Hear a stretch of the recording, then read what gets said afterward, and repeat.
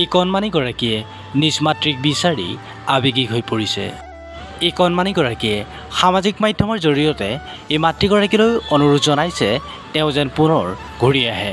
ঘটনাৰ সবিশেষ জানিলে হয়তো আপুনিও আচৰিত হৈ পৰিব। মহিলাগৰাকীৰ নাম হৈছে সুনয়না কোঁৱৰ বৰা।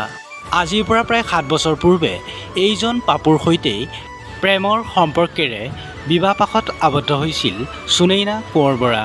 সকলো ঠিকেই আছিল। বিয়াৰ পিছতো পাপুৱে হাই ছেকেণ্ডেৰীৰ পৰা বিএলৈকে পঢ়ুৱাইছিল যুৱতীগৰাকীক। পাপুৰ ইচ্ছা আছিল সুনয়নাই এটা চাকৰি পাওক। পাপুৱে কৰা কষ্টৰ ফলত যেন সুনয়নাই লাভ কৰিলে এটা চাকৰি। কিন্তু ৰীল বনাই ভাল পোৱা সেই সুনয়নাৰ তলে তলে আছিল আন যুৱকৰ সৈতে গোপন প্ৰেম। চাকৰি পোৱাৰ পিছত যেন পাপুৰ সেই মৰমক ভাল নলগা হ'ল সুনয়নাৰ। প্ৰেমিক অংকুৰৰ লগত সুনয়না পালেগৈ বেংগলোৰত। এই ঘটনা লখিমপুৰৰ ফুলবাৰীত। পঢ়াই গৈ চাকৰিৰ ক্ষেত্ৰত প্ৰিপেৰেশ্যন কৰিবৰ কাৰণে সম্পূৰ্ণ তাইক মই যোগাৰ কৰিছিলোঁ, মানে কেনেকৈ পঢ়িব লাগিব কি। সিমানখিনি কৰাৰ পিছত লাষ্টত আমি এটা ফল পাইছিলোঁ। গুৱাহাটীত ইণ্টাৰভিউ দি তাই চাকৰি পাবলৈ সফল হৈছিলে। কিন্তু লাষ্টত বৰপেটাত জইনিং হ'ল, বহুত দূৰত যিহেতু লখিমপুৰৰ পৰা। জইনিং হোৱাৰ পিছত তাই লাষ্টত মোক যিটো কিক মাৰিছে, বহুত এটা বেয়া কিক মাৰিলে লাষ্ট সময়ত। মানে চাকৰি পোৱাৰ পিছতে মোক তাই এইটো ইমানখিনি কৰি দিয়াৰ পাছতো। তেওঁ চাকৰি কাৰ্যকালত আপুনি লগত আছিলে নাই? চাকৰি কাৰ্যকালত মই ফাৰ্ষ্টত আছিলোঁ লগত। 1 মাহমান মই থাকিলোঁ, বস্তু লৈ শ্বিফটিং কৰি তাইক ছেটেল কৰি। তাৰপিছত ঘৰত আহোঁ, কেতিয়াবা যাওঁ।